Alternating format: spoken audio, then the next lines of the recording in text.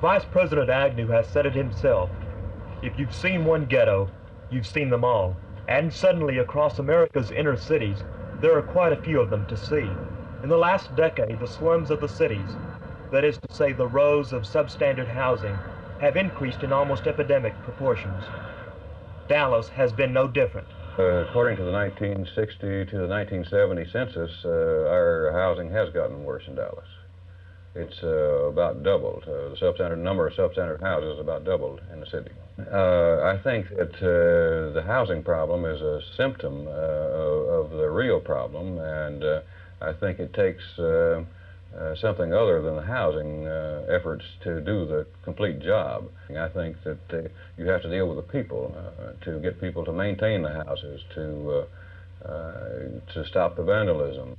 Poor housing conditions have created a widespread outcry, but indications are that that protest is coming from outside the ghetto, not from the people living there. In the slums, instead of outrage, one finds complacency. Oh, I have no problem. You're very satisfied? Mm-hmm. I'm satisfied, yeah. Anytime I wasn't, I'd have done moved. Yeah, I'd have done moved too long to talk about it if I wasn't satisfied. Yeah, that porch, I'd like to have my porch covered and a new porch in here, but that's all. The statistics, however, tell a different story. The 1970 census revealed that almost 2/3 of the housing in the inner city of Dallas is substandard. A fourth of the families living in the inner city have incomes below the federal poverty level of $4,137. And more than half of those living in the inner city are blacks. Most of them are renters, like Isaac O'Neill, who has been waiting longer than he can remember for the landlord to repair his place. Well, I come in 1900 when Dallas city limits right there where I'm garbage can. Was the house in pretty good shape, or do you have any complaints? Oh, no.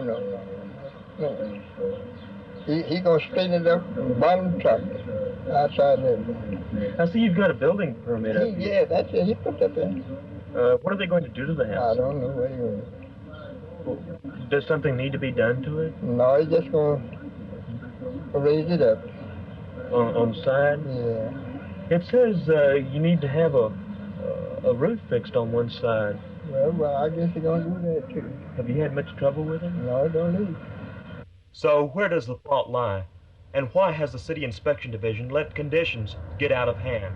You can't say one particular area is totally responsible, I don't feel. I think that all sectors are partially responsible. Most of our work comes in through complaints. We don't really select our own work primarily. It's selected for us by interested citizens who have a house in the neighborhood that they're concerned with, and they report it to us, and we go out and inspect it and see if it does meet the ordinance or not. City officials have begun cracking down on the violators, but that crackdown involves long work, either through the courts or through the Urban Rehabilitation Standards Board. And in 90% of those cases, the violators involved have been absentee landlords. Our cases involve about 15 court citations per month. That's an average. One of the problems with absentee ownership is just simply neglect. The landlords also have their side of the story, although none of them would discuss it on camera. Their main point, however, was clear. If they made all the repairs necessary, they would have to hike their rents. By the same token, there are some tenants who say they willingly would pay the extra money. And there are those whose frustration borders on tears. Well, how would you feel? How would you feel in something that was down, that you shame to have company or anybody around? The house needs fixing. The slums and poor housing conditions are an American fact of life. And if there has been a war waged against bad housing in the past, we've been losing it.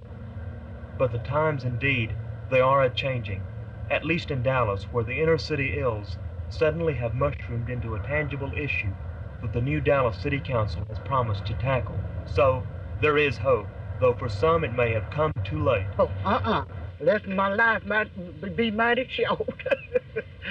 I won't live here the rest of my life. At least I hope I won't have to live here the rest of my life.